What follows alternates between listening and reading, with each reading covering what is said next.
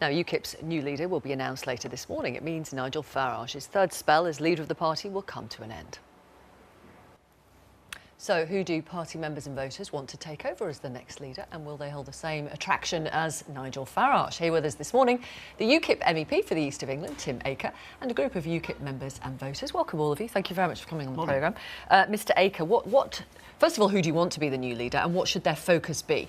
Well, I've supported Paul Nuttall.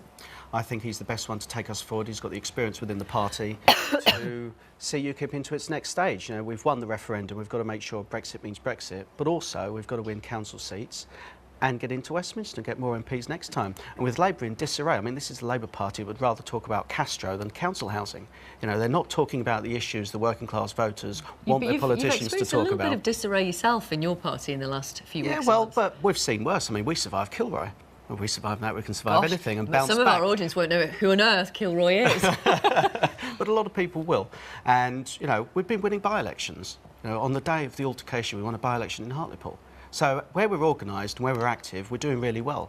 And now with Paul, hopefully as leader, we can march into the Labour areas, win those council seats and get prepared for the next general election. Introduce yourself. Tell us what you want from the next leader.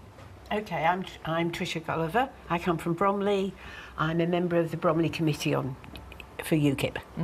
I want, I want the next leader to unite the party, which is so very important. And is that through the charisma of their personality? Is it through their policies? Is it through how would they do that? It's their strength of character and their experience that they can bring to the position. OK. What about anybody else? You don't have to go in a long line, but go ahead. I think that might be what's going to happen. Well, Matthew? I'm Matt. I'm 24 and I joined the party in April 2015. And I used to vote Labour, used to support Labour. And why did you switch in April 2015? Because they were just not listening to working class people, people like me that were struggling to make a living. And UKIP were the only ones that were listening to us. I live in Thurrock and we basically have had a Labour-run council there for a long time. Labour MPs, and now it's Conservative. And I'm now an activist with the party. So I'm not. What's the future for you? What do you want to? Well, I mean, I support Paul Nuttall. I have done from the offset, and I think the party's got a great future. And I've been knocking on doors since after May as well, when I stood, and been knocking on doors, and our support base has been returning to us. I've been speaking to people that voted for us, saying we're not going anywhere, we're not going to disappear. The party's got a strong future, and we just got to keep knocking the doors and asking the important questions that people are asking. OK, and what is it that you say people are asking you when you knock on their door? It's just anything. What can we do? What can we do for you? We are public servants. We have to listen to the people. OK. So, I was like that myself, and you don't see a councillor knocking on your door very often. No. Only at election time, and that's what's great about UKIP. We're out all the time, talking to people, knocking on the doors. All right, I'm going to mix this up. Do introduce yourself, Rebecca. Hello. Hi, I'm Rebecca. I'm from Ipswich, and I'm a UKIP voter. I've been a UKIP voter pretty much ever since I could vote. I've always supported the party, though I haven't been a member of it. My main issue has been, of course, the EU and getting out, and I'm incredibly happy with the results of the referendum. I think what UKIP really needs is a strong leader who's going to lead the party forward and get us out of the EU, get Brexit sorted, unite the party. Don't you trust Theresa May to do that? No. Oh God, no. Why do you say that so emphatically?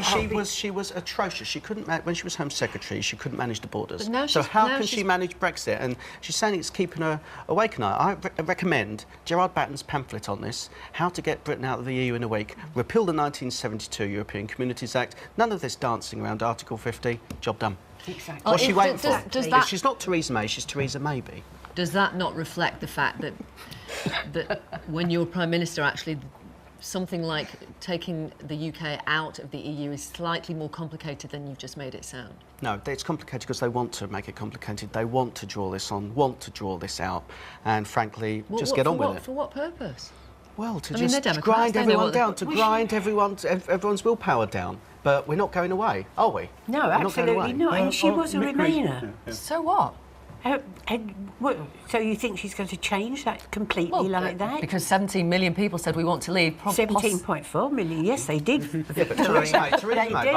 Nigel Farage offered to help this government with the incoming President of the United States. He's got the best personal relationship any British politician has had with an incoming... let me get to my point. Go on. Than any incoming Prime Minister. Now, he decided to put country before party. Their response was to laugh and sneer in the House of Commons. And it just seems to me that they're willing to put party above country with this. I'm Mick Greenough. I've been a UKIP member since 2002. And that was when I realised Gordon Brown had trashed my pension, and I started taking notice of what was going on in the world. And the future for you in terms of UKIP and who you want to lead?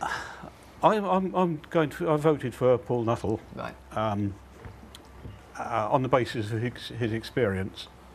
But what I have found is that, particularly with this referendum, both the people who are objecting to being in the EU and the people who wanted to stay in the EU, none of them had a very good idea of what the EU was all about. And quite a good example is, a bit earlier on in this programme, you had a chap talking about the single market. He only gave half the story. The single market isn't really a single market. OK, we're not going to get into your definition of the single market, if you don't mind, because we just don't have time, and I've got to hear from Josh, who is a young UKIP voter/supporter. Hello, my name's Josh, and I've been a member of the party since 2015. And why do you support UKIP, Josh? Well, I was half and half with the Conservative Party, but really with David Cameron and Theresa May, they're not true Conservatives like Thatcher. They're very centrist. They don't really talk a lot, so they just mumble and waffle a lot, and they don't get the job done, especially on the economy. Because we've now had a Conservative government since 2010, and yet debt's up, borrowing's up, and none of them have, both parties have any clue of how to solve the economy, because our national debt's going to be 1.9 trillion by the end of the decade. Right. And does Paul Nuttall have... Do you support Paul Nuttall as well? I'm supporting Suzanne Evans. Suzanne Evans, OK. And have you heard her talk about how she would reduce the deficit? Yes, she wants to focus on the education so we can educate our young to do the jobs, so we don't have to rely so much on immigration. She wants to have less of an intrusive state and cut down on waste in the NHS management and try and get the deficit under control by not borrowing like Labour would, to just spend how they want. We need to defence policies are to make sure we stick to defence, because that's an area actually where we do need to spend money, and she wants a very balanced idea of how to the role of the government, so that it's not just cutting and not just spending, which the other two parties seem to be about. Let's remember as well, there's just one point there, when you talk about the government's finances, you know, our manifesto at the last general election was the only one to be independently costed. Yes. Yeah. The only one to be vetted by independent experts. I understood.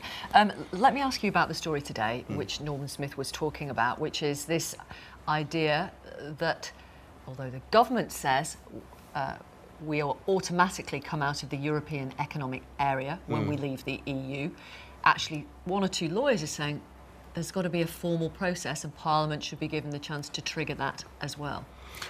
Just seems to be watering down the whole process, doesn't it? I mean, the public have spoken. Exactly. The public have spoken. The politicians are there, as Matt said, as public servants. The public have spoken. Tell me which politician is saying the public hasn't spoken. So which politician in power is saying we're going to ignore the public? What about John Major? In power. Power. Owen Smith's not in power. But he's in in Parliament. Theresa May has a majority of what, 12? You know, there's enough hardcore Remainers in the Conservative benches to make this a very messy process. And this is what she should they just do. get on with it. Just get on with it. Yeah, Give us an early Christmas present, Theresa. You know, get up there this week and say, we're just going to go do it. I'm going to send Juncker the letter. We are going to formally start negotiations, or better still, Why does it make any difference whether it's December or March? Because get on with it. All of these people who are criticising it are talking about uncertainty and uncertainty. The longer she leaves it, the more, actually, they might have a point. And what they're edging for, isn't it? A second referendum. Clause 50 was put into the Lisbon Treaty not to allow people to leave, but to make it extremely difficult for people to leave without horrendous financial consequences.